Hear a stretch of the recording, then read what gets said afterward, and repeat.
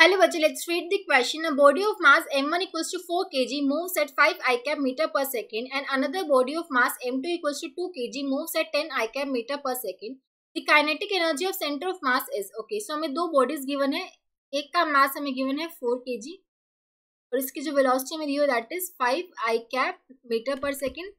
Second body जिसका mass हमें 2 kg given है और इसकी velocity हमें given है 10 I cap meter per second. ठीक है, हमें बताना है कि काइनेटिक एनर्जी क्या होगी सेंटर ऑफ मास की. तो सबसे पहले सेंटर ऑफ मास की वेलोसिटी फाइंड आउट कर लेते हैं. सेंटर ऑफ मास की जो वेलोसिटी होगी that would be m1 v1 plus m2 v2 divide by m1 plus m2. m1 कितना है 4, v1 की वैल्यू में दी हुई है 5 i कैप.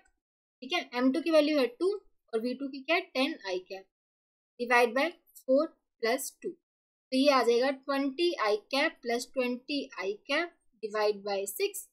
ठीक है, तो ये आ जाएगा यानी कि 40 आई कैप बाई 6 मीटर पर सेकेंड, यानी कि ये आ जाएगा आपके पास 20/3 आई कैप मीटर पर सेकेंड. ये आपके सेंटर ऑफ मास की क्या आ गई वेलोसिटी आ गई. हमें काइनेटिक एनर्जी फाइंड आउट करनी थी. देखो काइनेटिक एनर्जी कैसे फाइंड आउट करेंगे.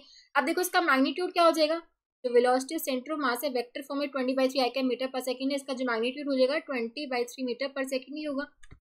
ठीक है, हाफ इंटू में m इंटू में स्क्वायर. ठीक है, अब देखो यहाँ पे मास क्या हो जाएगा, टोटल मास कितना हो जाएगा 4 प्लस में 2 6 हो जाएगा. ठीक है, इंटू में वेलोसिटी कितनी आई 20/3, तो 20/3 का स्क्वायर. तो ये आएगा हाफ इंटू में 6 इंटू में 400 डिवाइड बाय 9.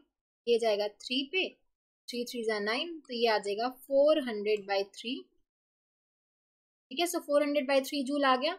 जो काइनेटिक एनर्जी आ गई सेंटर ऑफ मास की, हम बोल सकते हैं option C would be the correct choice. I hope आप सबको समझ आया होगा. Thank you so much.